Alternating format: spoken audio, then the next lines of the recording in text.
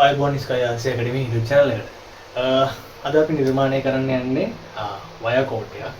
සාමාන්‍ය wire code එකක් ගත්තොත් අපි කරන්නේ අපේ වෝල් ප්ලග් එකට සම්බන්ධ කරලි වෙලා අපිට අවශ්‍ය විදියට power එක distribute කරගන්න එක.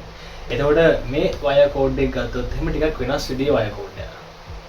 මේක ඇත්තටම මම නිර්මාණය කරේ මගේ පෞද්ගලික අවශ්‍යතාවයකට. නමුත් මම හිතුවා මේක ඔයාලට වැදගත් වෙයි කියලා හිතලා තමයි මම මේක ඔයාලට අරන් ආවේ. එතකොට මේක ඇත්තටම ගොඩාක් විදමක් යන එකක් නෙමෙයි. මේකේ ප්‍රධානම දේ මට ඕනේ විදුලිය ඉතුරු කරගන්න. අනවශ්‍ය විදියට වැයෙන විදුලිය ඉතිරි කරගන්න තමයි මම මේක හැදුවේ. මුලින් මට ආපු ගැටලුව මම කියන්නම්කෝ. මගේ ෆෑන් එක තියෙනවා.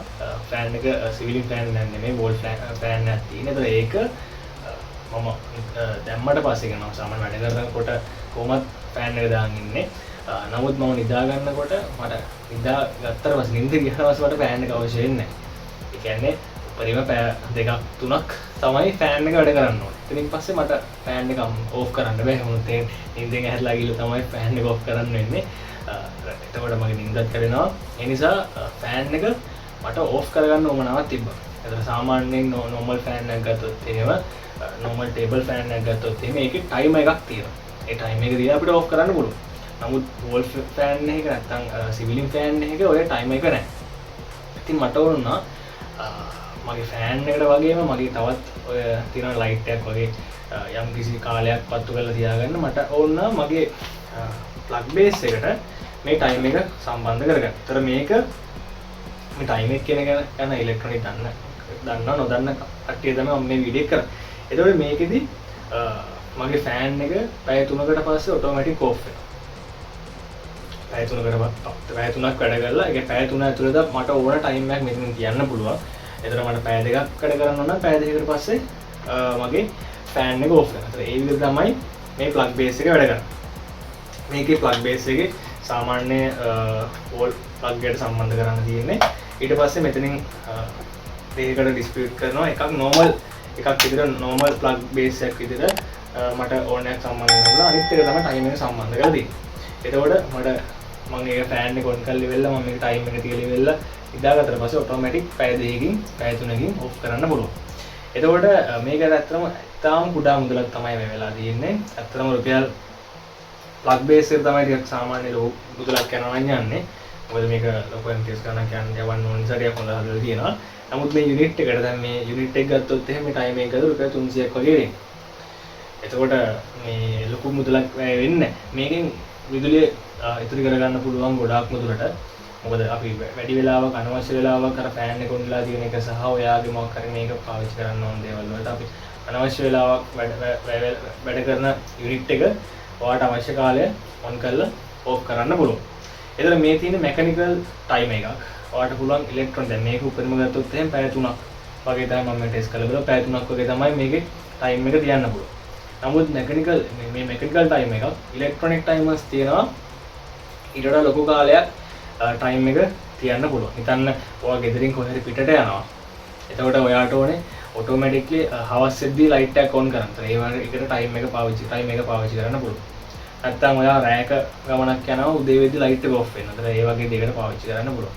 එතන ඒ වගේ ඉලෙක්ට්‍රොනික ටයිමර්ස් තියෙනවා. දැන් මේ මෙකැනිකල් ටයිමර්. ඔය අනිවාර්යෙන් ටයිම් එක ගද්දී අහන්න කොච්චර කාලයක් මේක ටයිම් එක තියන්න පුළුවන්ද කියන එක. හරි. අපි දැන් බලමු මේක කොහොමද හදන්නේ කියලා. මේක ඇත්තටම සරල වීඩියෝ එකක්. මට ආපු පෞද්ගලික ගැටලුවක් නිසා තමයි මම මේක හදන්න ගත්තේ. ඒත් එක්කම ඔයාලට වීඩියෝ කරන්න උවමනා වෙච්ච නිසා තමයි මම මේ වීඩියෝ කරන්නේ. හරි. එහෙනම් බලමු කොහොමද මේක හදාගන්නේ කියලා. එහෙනම් අපි වීඩියෝ එකට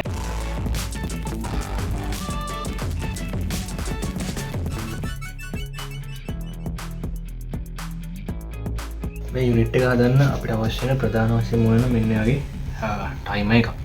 මේක තමයි මේකන ප්‍රධානම උපාංගය වෙන්නේ. එතන මේ ටයිමර් එකෙන් අපිට මම ඉස්සෙල්ලා කිව්වා මේක ටයිමර් එකක් තියන්න පුළුවන්.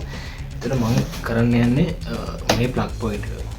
මගේ අවශ්‍යතාවය වෙලා තියෙන ෆෑන් එක යම්කිසි කාලයක් මට අවශ්‍ය කාලය තියලා ඔටෝමැටික් ඕෆ් කරනවා. එතකොට මම මගේ ෆෑන් එක සම්බන්ධ කරන්නේ මෙන්න මේකට. මේකේ මම දෙකක් තියෙනවා. ප්ලග් බේස් දෙකක් තියෙනවා. මම මේ එක ප්ලග් බේස් එකක් තමයි මම මේ සිස්ටම් එකට පාවිච්චි කරන්නේ. එතරම් බලමු මේ කොහොමද සම්බන්ධ කරන්න කියලා.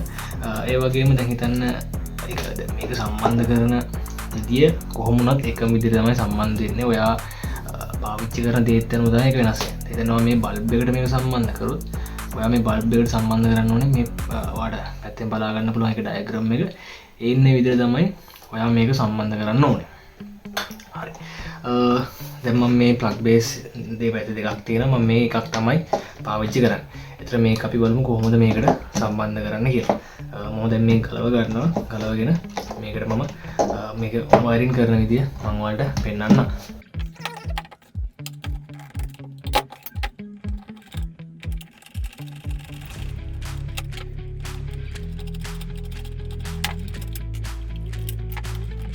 මේකේ ප්ලග් බේස් දෙකක් තියෙනවා. ඒතර මේ තමයි මේන් ලයින් එක. එර්ත් එකයි නියුට්‍රල් එකයි ලයිව් එකයි කියලා තියෙනවා.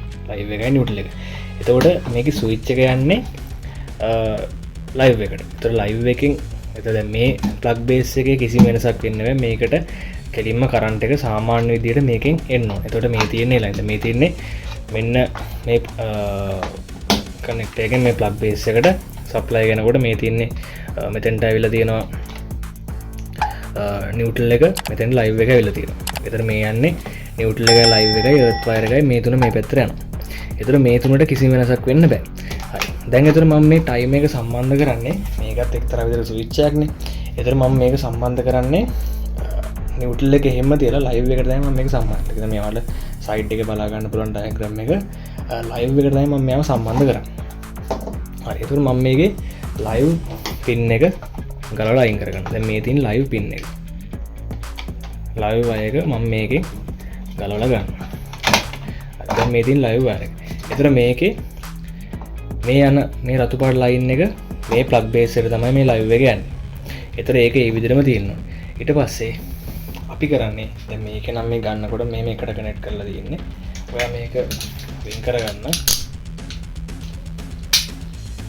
වෙන් කරගෙන මේ වෙන් කරගත්තට පස්සේ මේකේ අපේ සාමාන්‍ය ඩිරෙක්ට් කරන්ට් එකේ දන් වෙන කියලා එකක් නෑ. මේක ස්විච් එක. ඔයාලා පේනද මේ තියෙන කන්ටැක්ට් පොයින්ට්ස් එක? මේක අරගෙවුවට පස්සේ අවශ්‍ය ටයිම් එක තිබ්බට පස්සේ මේ දෙන්න දැන් මේක ඇවිලා තියෙන්නේ. නේ? ඩිස්කනෙක්ට් වෙනවා. එතකොට මේක සම්බන්ධ කරන්නේ අපි දැන් මේ ප්ලග් බේස් එක පාවිච්චි කරන්නේ. මේකේ එකක් මේකට සම්බන්ධ කරනවා. දැන් මේක ඩිස්කනෙක්ට් කරන්න යන්න එපා. මෙයා මෙහෙම තියෙන මේ ප්ලග් බේස් එකට ලයිව් වයර් එක ඒ විදිහටම තියන්න. මේක එකක් මෙතෙන්ට සම්බන්ධ කරනවා, අනිත් එක මෙතෙන්ට සම්බන්ධ කරනවා. එතකොට මේ විදිහට සම්බන්ධ කරලා තමයි අපි මේ ප්ලග් බේස් එක මේ පැත්තේ තියෙන ප්ලග් බේස් එක අවශ්‍ය කරන පැය දෙකයිනේ මේක උඩින් පැය දෙකකට පස්සේ ඕෆ් වෙනවා. නැත්නම් පැයක් තිබ්බොත් පැයකට පස්සේ ඕෆ් වෙනවා. අද අපි ඒක සම්බන්ධ කරගමු.